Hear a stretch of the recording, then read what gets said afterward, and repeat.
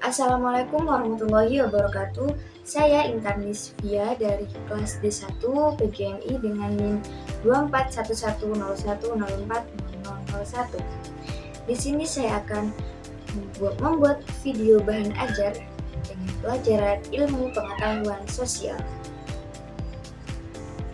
Kita di sini akan membahas mengenai peranku di lingkungan sekolah dan masyarakat. Sebagai makhluk sosial, manusia akan berusaha berinteraksi dengan manusia yang lainnya. Salah satu peran manusia dalam berinteraksi sosial adalah menerapkan nilai positif yang ada di lingkungan sekitar tersebut. Bekerja sama dan bergotong royong adalah salah satu syarat terjadinya interaksi sosial yang ada di masyarakat maupun ada di lingkungan sekolah. Kemudian, bekerja sama adalah bukti penerapan nilai positif, yaitu bertanggung jawab. Kemudian untuk pembelajaran kali ini, tujuan pembelajarannya adalah peserta didik dapat memahami penerapan peran, tugas, tanggung jawab, dan interaksi sosial yang ada di sekolah maupun di lingkungan masyarakat. Kemudian ini adalah pertanyaan pemantik sebelum kita akan melanjutkan ke pembahasan. Yang pertama ada mengapa harus ada peraturan. Yang kedua ada mengapa manusia saling berinteraksi. Di sini saya akan menjawab. Yang pertama, mengapa harus ada peraturan? Nah, peraturan itu diperlakukan agar kehidupan bisa berjalan tertib, aman, dan teratur.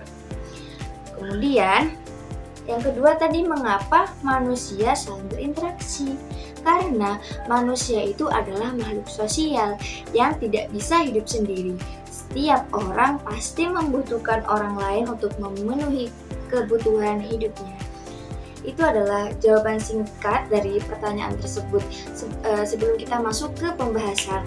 Jadi mari kita masuk ke pembahasan kali ini untuk mengetahui lebih detail gimana sih peran kita di lingkungan sekolah maupun peran kita yang ada di lingkungan masyarakat. Pembahasan kita kali ini ada 3. Yang pertama ada peran dan tugasku di lingkungan sekolah dan masyarakat. Yang kedua ada peraturan dan tanggung jawabku.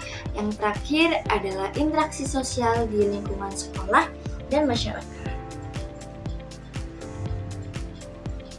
Yang pertama ada peran dan tugasku di lingkungan sekolah dan masyarakat. Mengapa kita perlu punya peran? Setiap orang punya peran dan tugas yang berbeda di sekolah maupun di masyarakat. Hal tersebut dapat menciptakan sebuah kerjasama dan keteraturan. Contoh, di sekolah ada peran guru, kemudian ada peran siswa, ada peran kepala sekolah, ada penjaga sekolah maupun petugas sekolah. Sedangkan di masyarakat kita mempunyai peran warga, kemudian ada peran RT, ada peran RW, ada peran kepala desa, ada peran perangkat desa ya, dan lain-lain. Jadi kenapa kita perlu punya peran? Karena dengan adanya peran bisa menciptakan sebuah kerjasama dan sebuah keteraturan. Kemudian masuk ke peran dan tugasku di sekolah. Kita sekarang mengambil contoh peran siswa yang ada di sekolah. Apa sih itu contoh peran siswa yang ada di sekolah?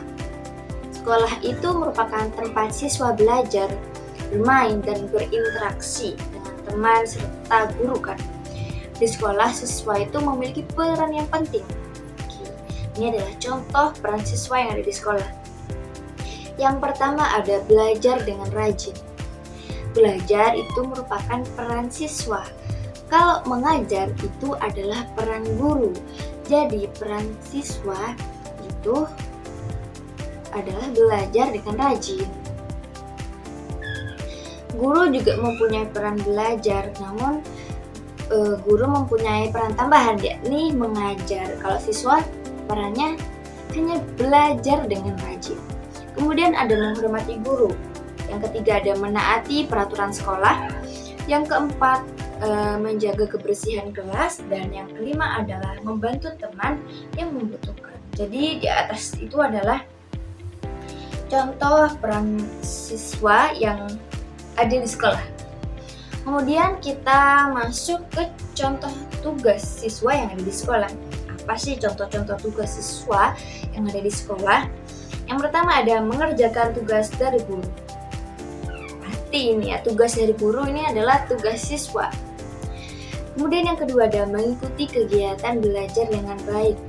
Ini juga termasuk tugas siswa yang sangat penting, yaitu mengikuti kegiatan belajar dengan baik, mendengarkan guru, belajar dengan hikmat gitu. Kemudian yang ketiga ada melaksanakan piket kelas. Dan keempat, menjaga fasilitas sekolah. Ini untuk melatih kita nih supaya kita bisa bertanggung jawab. Seperti piket kelas ini kan tugas siswa salah satunya adalah piket kelas. Kalau ditarik nih, kenapa? Karena kita dapat melatih tanggung jawab kita dengan piket kelas tersebut. Jika setiap siswa melaksanakan perannya dengan baik, maka suasana belajar di sekolah akan menjadi nyaman dan menyenangkan.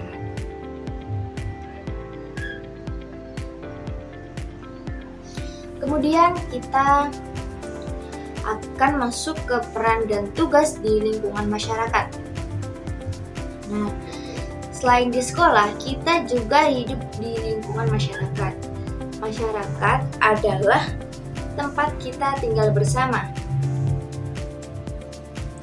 Tinggal bersama dengan orang lain dan dengan tetangga-tetangga kita. Sebagai anggota masyarakat, kita harus memiliki sikap yang baik agar tercipta kehidupan yang rukun. Contoh peran anak di lingkungan masyarakat. Kita mengambil contoh peran anak di lingkungan masyarakat ya. Yang pertama ada menyapa tetangga dengan sopan. Kita sebagai anak yang baik, kita tuh harus menyapa tetangga dengan sopan. Jangan kita bertemu tetangga nih, kita tidak nyapa, kita cuma lewat saja, itu tidak baik, itu tidak sopan ya. Jadi ketika kita bertemu dengan tetangga kita, misalnya ada di pasar atau ada di toko atau ada di jalan, sebaiknya kita menyapa tetangga tersebut karena untuk membangun silaturahmi gitu. Yang kedua, bermain dengan rukun bersama teman. Jadi ketika kita berada di lingkungan masyarakat, kita harus hidup rukun dengan teman kita yang lain atau dengan sesama warga-warga yang lain gitu. Karena itu adalah peran kita sebagai anak ya di lingkungan masyarakat. Kemudian yang ketiga ada membantu kegiatan kerja bakti. Misalnya di desa kita diadakan kerja bakti nih. Nah, kita sebagai anak yang baik, sebagai anak yang mampu memenuhi peran kita yang ada di lingkungan masyarakat, kita tuh harus membantu melakukan kegiatan kerja bakti tersebut.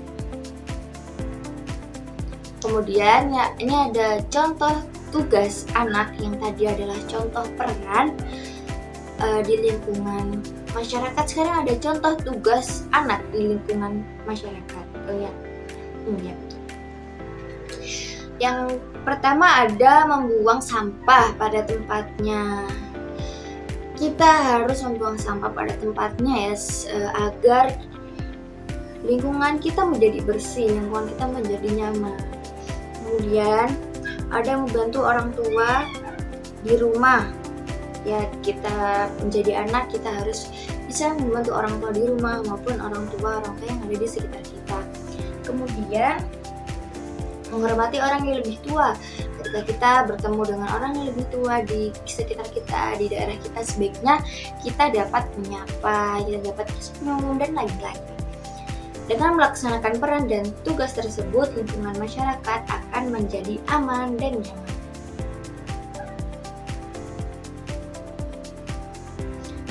Selanjutnya kita masuk ke pembahasan yang kedua, yakni peraturan dan tanggung jawab.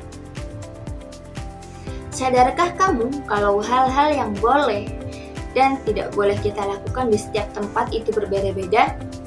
Ingatkah kamu tentang peribahasa di mana bumi dipijak, di situ langit dijunjung? Peribahasa tersebut memiliki makna. Jika kita pergi kemanapun, kita harus mengikuti peraturan yang berlaku di tempat tersebut. Nah, ini ada quotes nih. Alangkah lebih baiknya sebelum kita pergi ke suatu wilayah, kita mencari tahu dulu aturan yang ada di sana. Jadi maksudnya ini gimana? Setiap daerah, setiap lingkungan sekitar, setiap tempat itu memiliki peraturan yang berbeda-beda. Jadi ketika kita memasuki tempat yang baru, ketika kita memasuki suatu lingkungan yang baru, kita harus mencari tahu dulu apa sih peraturan yang ada di sini. Ketika kalian sudah tahu peraturan-peraturan di situ apa saja, kalian wajib mengikuti aturan yang ada di tempat tersebut.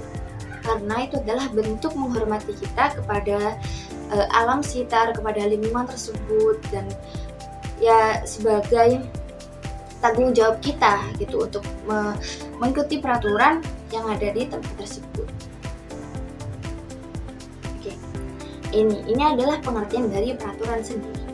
Peraturan adalah ketentuan atau aturan yang dibuat untuk mengatur tingkah laku seseorang dalam suatu lingkungan. Peraturan dibuat agar semua orang hidup dengan tertib dan saling menghormati. Ini adalah contoh peraturan yang ada di sekolah.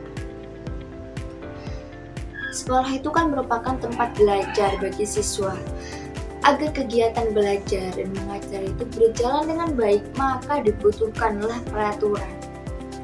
Sekolah itu pastinya memiliki berbagai peraturan yang harus dipatuhi oleh warga sekolah, seperti datang ke sekolah tepat waktu. Saya yakin di semua sekolah pasti ini adalah peraturan yang sangat penting ya, yakni datang ke sekolah tepat waktu. Kemudian ada menggunakan seragam sesuai dengan ketentuan dan membuang sampah tidak sembarangan atau tidak membuang sampah sembarangan. Kemudian ini ada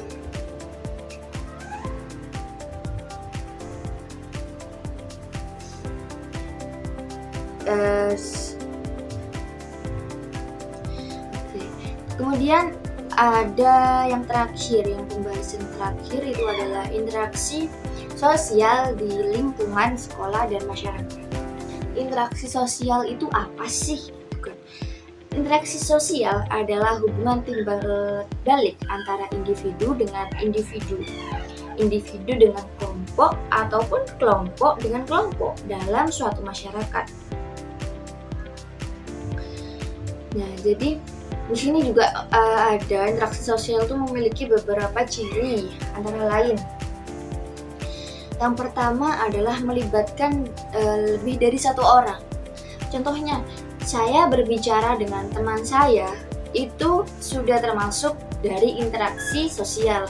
Saya berbicara dengan teman-teman saya, banyak teman, itu juga termasuk interaksi sosial. Yang tidak termasuk dari interaksi sosial adalah saya berbicara sendiri. Itu tidak termasuk dari interaksi sosial. Kemudian terjadi komunikasi antara individu yang seperti yang saya contohkan barusan ya. Kemudian memiliki tujuan tertentu. Yang terakhir adalah terjadi hubungan timbal balik. Jadi tanpa adanya interaksi sosial, manusia itu akan sulit memenuhi kebutuhan hidupnya. Karena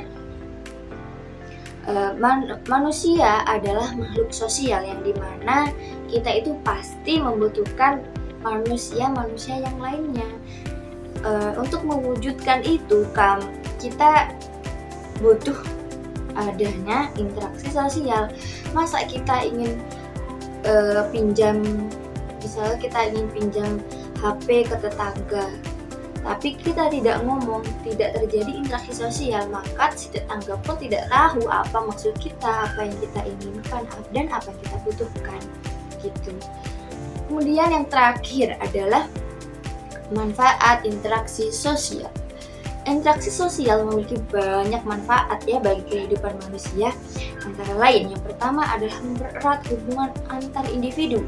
Kemudian ada menumbuhkan rasa kebersamaan, membantu menyelesaikan masalah bersama, dan menciptakan lingkungan yang rukun dan damai.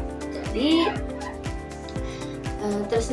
Di atas itu adalah beberapa contoh nih dari manfaat-manfaat interaksi sosial. Sebenarnya banyak lagi, masih banyak manfaat-manfaat dari interaksi sosial ini yang kalian bisa search sendiri. Oke, jadi itu yang materi kita pada kali ini mengenai peranku di lingkungan sekolah dan masyarakat. Jadi kita diharapkan bisa atau mampu ya memahami penerapan peran, tugas, tanggung jawab maupun interaksi sosial yang terjadi di sekolah dan lingkungan masyarakat. Terima kasih, itu yang bisa saya sampaikan. Kurang lebihnya mohon maaf. Wassalamualaikum warahmatullahi wabarakatuh.